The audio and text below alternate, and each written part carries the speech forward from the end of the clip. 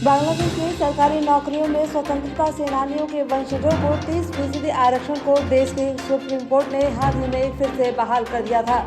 इसे लेकर यहां हो रही भीषण आगजनी और हिंसा के बीच हालात बेहद खराब हो गए हैं। इस बीच बांग्लादेश की प्रधानमंत्री शेख हसीना को लेकर कहा जा रहा है कि उन्होंने बांग्लादेश की प्रधानमंत्री पद से इस्तीफा दे दिया है। वहीं एक वीडियो में एक महिला हेलीकॉप्टर से उतरकर एक कार में बैठती नजर आ रही है। दावा किया जा रहा है कि ये वीडियो शेख हसीना का है, जो कि भारत में किसी जगह का है। उधर शेख हसीना के इस्तीफे के बाद बांग्लादेशी आर्मी चीफ ने एक अंतरिम सरकार के गठन का ऐलान किया है। वहीं बांग्लादेश में हिंसा को देखते हुए भारत सरकार ने भारतीय नागरिकों को पड़ोसी देश की यात्रा न करने को लेकर एडवाइजरी जारी की है। लोकसभा में नेता प्रतिपक्ष राहुल गांधी और कांग्रेस नेता प्रियंका गांधी वाड्रा ने दिल्ली में कुलियों के एक समूह से मुलाकात की। कुलियों ने अपनी समस्याएं बताते हुए कहा कि रेलवे स्टेशनों पर अब उनके लिए काम नहीं है। स्टेशनों पर प्राइवेट बैटरीज कार आने की वजह से उनके लिए बेरोजगारी की समस्या पैदा हो गई है। कुलियों ने कहा कि जब देश में आज़ादी से पहले ट्रेनें चलाई गई थी, तब से कुलियों ने काम करना शुरू किया और अब उनकी कई पीढ़ियां इसी काम में लगी हुई हैं, लेकिन आज उनके पास कोई काम नहीं बचा है। दिल्ली में राजेंद्र नगर में राव कोचिंग सेंटर के बेसमेंट में 3 IAS अभ्यर्थियों की मौत के मामले में सुप्रीम कोर्ट ने केंद्र और दिल्ली सरकार को नोटिस दिया है। सुप्रीम कोर्ट ने दिल्ली नगर निगम को भी नोटिस जारी किया है। वहीं सुनवाई के दौरान कोर्ट ने कहा कि कोचिंग सेंटर डेथ चैम्बर बन गए हैं। सुप्रीम कोर्ट ने कोचिंग सेंटरों में सुरक्षा मानदंडों से संबंधित मुद्दे पर स्वतः संज्ञान लिया। सुप्रीम कोर्ट ने कोचिंग संस्थानों में हाल ही में हुई दुर्घटनाओं पर चिंता व्यक्त की, जिसमें युवा उम्मीदवारों की जान चली गई थी। सुप्रीम कोर्ट ने केंद्र, दिल्ली सरकार और NCD से पूछा कि अब तक क्या सुरक्षा मानदंड निर्धारित किए गए हैं। सुप्रीम कोर्ट ने कहा कि घटना ने आंखें खोल दी। किसी भी संस्थान को तब तक संचालित करने की अनुमति नहीं दी जानी चाहिए जब तक कि वे सुरक्षा मानदंडों का पालन न करें। कांग्रेस विधायक मुकेश भाकर को राजस्थान विधानसभा के बजट सत्र की शेष कार्यवाही से निलंबित कर दिया गया है। भाकर पर सदन में हंगामे के दौरान स्पीकर वासुदेव देवनानी की तरफ गलत इशारे करके दुर्व्यवहार करने का आरोप है।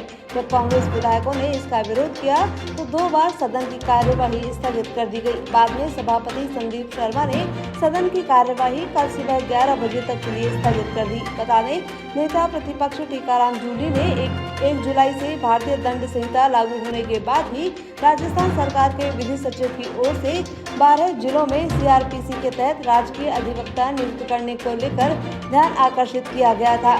इस पर नेता प्रतिपक्ष ने सरकार से जवाब मांगा था। इसी को लेकर सदन में हंगामा हुआ।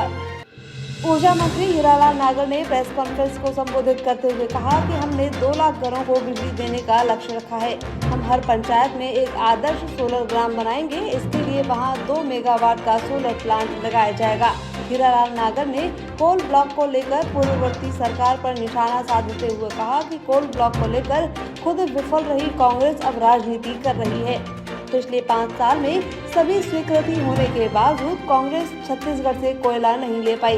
इस कुप्रबंधन का नतीजा रहा कि बिजली कंपनियां वित्तीय संकट के कगार पर आ गई हैं। फ्यूल चार्ज के लिए पूर्ववर्ती सरकार का कुप्रबंधन जिम्मेदार है। पूर्ववर्ती सरकार छत्तीसगढ़ में खुद की सरकार होने के बाद भी कोयला नहीं ला पाई और महंगी दर पर कोयला खरीदा, जिसका नतीजा है कि अब फ्यूल सरचार्ज बढ़ा है। विकास के काम में राजनीति नहीं होनी चाहिए। हरियाणा में इसी साल विधानसभा चुनाव होने हैं। इससे पहले राज्य के मुख्यमंत्री नायब सिंह सैनी ने बड़ा ऐलान करते हुए कहा कि सरकार राज्य में उगाई जाने वाली सभी फसलों की MSP पर खरीद करेगी। ऐसी घोषणा करने वाला हरियाणा देश का पहला राज्य बन गया है। इसे लेकर हरियाणा के प्रभारी और राजस्थान भाजपा के पूर्व अध्यक्ष सतीश पूनिया ने हरियाणा CM नायब सिंह सैनी का आभार जताया और उन्हें इसके लिए बधाई दी।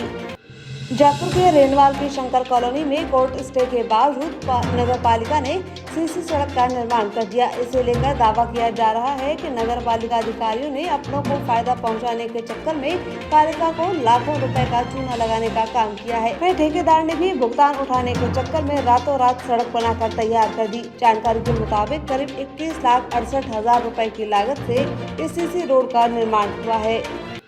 सूरजगढ़ में कांग्रेस के प्रदेशव्यापी प्रदर्शन के तहत कांग्रेस कार्यकर्ताओं ने एसडीएम कार्यालय के समक्ष विद्युत कटौती, विद्युत दरों में बढ़ोतरी और पेयजल सहित अन्य समस्याओं को लेकर धरना दिया। इस दौरान राज्य सरकार के खिलाफ कांग्रेस कार्यकर्ताओं ने जमकर नारेबाजी की और अतिरिक्त जिला कलेक्टर को राज्यपाल के नाम ज्ञापन सौंपा। अलवर सेंट्रल जेल में लैब टेक्नीशियन ही गांजा तस्करी में शामिल पाया गया। इस पर पुलिस ने उसे गिरफ्तार कर लिया है।